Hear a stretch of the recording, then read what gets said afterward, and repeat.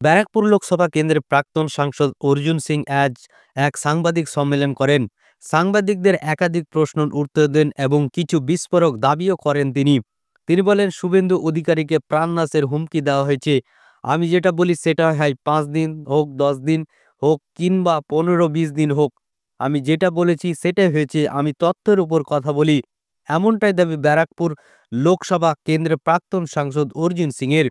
রাজ্যের শাসক দল তৃণমূল কংগ্রেস এবং তার জেহাদি সংগঠন সবসময় চাই আমাদের বিরোধী দলের নেতা শুভেন্দু অধিকারীকে থ্রেট দিতে। গোপন সূত্রে এমন খবর পাওয়া গেছে তাকে প্রাণনাশও করা হতে পারে। 2026 বিধানসভা নির্বাচনের আগে বিরোধী দলের নেতা শুভেন্দু অধিকারীকে রাজ্যের শাসক দল তৃণমূল কংগ্রেস যদি মেরে ফেলতে পারে, তাহলে তারা অনায়াসে 2026-এর বিধানসভা ভোটে জিতে যাবে। সব তথ্যর উপরে থাকে। আমি ওই রাজনীতি করার জন্য কোনো কথা বলি না। আমি যে কথা বলেছি সে কথা প্রমাণ হয়েছে। 10 দিন পরে হয়েছে, 5 দিন পরে হয়েছে, 20 দিন পরে হয়েছে। Suvendu Adhikari is the main target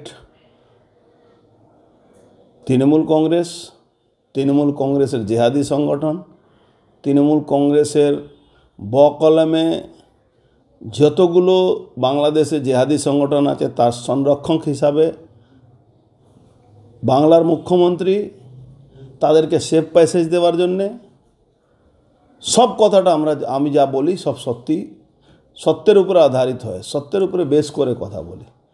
বাংলাকে সেফ প্যাসেজ করে দিয়েছেন মমতা ব্যানার্জি। আজকে টেরোরিস্ট দেখুন, কাশ্মীর থেকে এসে কাশ্মীর পুলিশ এসে টেরোরিস্টকে ধরে নিয়েছে। এরকম কথা না কি বাংলার পুলিশ একদম অক্ষম না, কিন্তু বাংলা পুলিশকে অক্ষম বানিয়ে দেওয়া হয়েছে।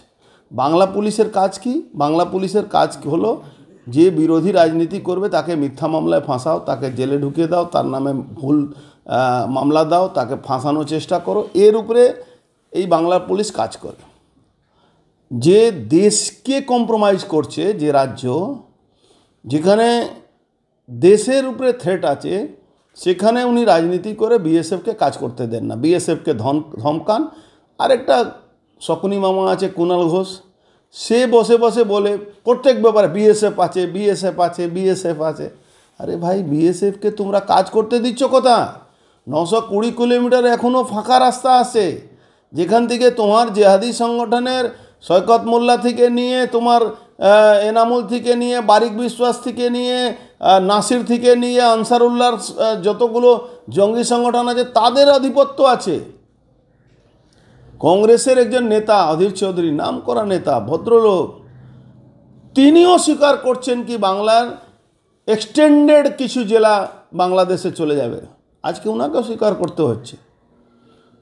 তো আজকে পশ্চিমবাংলা পরিস্থিতি যে আছে, যে জায়গা চলে গেছে, শুভেন্দু অধিকারী সবথেকে বড় থ্রেট আছে, এর মধ্যে কোনো সন্দেহ নেই। আর এই থ্রেটটা কোনো ভুল ব্যাখ্যার উপরে থ্রেট নেই। এটা সেন্ট্রাল এজেন্সি থেকে নিয়ে রাজ্য এজেন্সিকে বলেছে, কিন্তু আমি বলবো সেন্ট্রাল এজেন্সিকে কি আপনারা এর প্রোটেকশনের ব্যবস্থা করুন। রাজ্য এজেন্সি মারিয়ে দেওয়ার চক্রান্ত বারবার করছে। শুধু ওই গুলি দিয়ে মারিয়ে দেও না, আইডি ব্লাস্ট করাতে পারে, গাড়ি থেকে অ্যাক্সিডেন্ট করাতে পারে। সেন্ট্রাল রাজ্য এজেন্সি এটা রাজ্যের এজেন্সি ব্যাপার বলছি আমি। রাজ্য এজেন্সি ছাড়া এই ধরনের লোকের খুন হয় না।